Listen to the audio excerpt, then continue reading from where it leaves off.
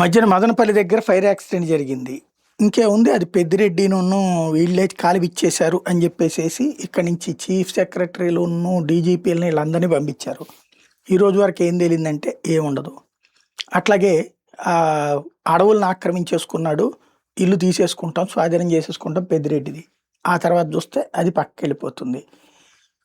అట్లాగే ఏదైతే తిరుమలకి సంబంధించిన దాంట్లో ఇప్పుడు కొత్తగా తీసుకొచ్చినటువంటి ప్రచారం ఏంటంటే బాటిల్ పైన దొరికింది, మద్యం బాటిల్ ఖాళీవి అక్కడ పోలీస్ గెస్ట్ హౌస్ సమీపంలో దొరికింది.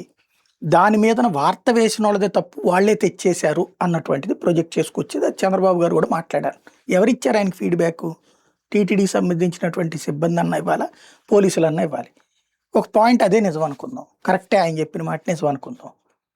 అదే నిజం అయ్యి ఉంటే కొండపైకి అసలు బాటిల్ ఎట్లా వెళ్ళింది?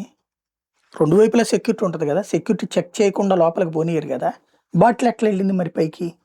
వెళ్ళేటప్పుడు పట్టుకోలేకపోయారా? వ్యవస్థీకృతమైనటువంటి వైఫల్యం అది. పైన తయారు చేసి తీసుకురాదు, కింద ఎక్కడో షాప్లో నుంచి కొన్నటువంటిది. అదేదో దాని మీద ఇది చూసాము, క్యూఆర్ కోడ్ చూసాము, లేకపోతే ఎవరు కొన్నారో చూసారు. కొన్నటువంటి వాళ్ళు ఎవరు? అట్లాగే అక్కడ తీసుకెళ్ళి పెట్టినటువంటి వాళ్ళు ఎవరు?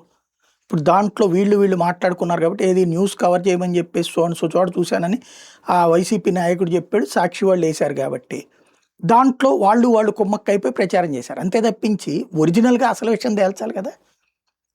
ఇప్పుడు పరకామణి కేసులో ఆ సతీష్ అనే అధికారి చనిపోతే ఇది దీంతో సుత్తితో కొట్టి చంపేశారు, ఇసిరేసేశారు అన్నటువంటిది ప్రచారం చేశారు. ఆ తర్వాత ఏం తేలింది?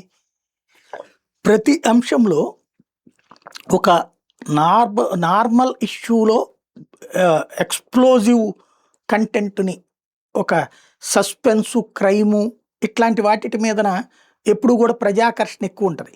న్యూస్లో క్రైమ్ న్యూస్కి, పొలిటికల్ న్యూస్కి, సస్పెన్స్ న్యూస్కి వ్యాలిడిటీ ఎక్కువ ఉంటుంది.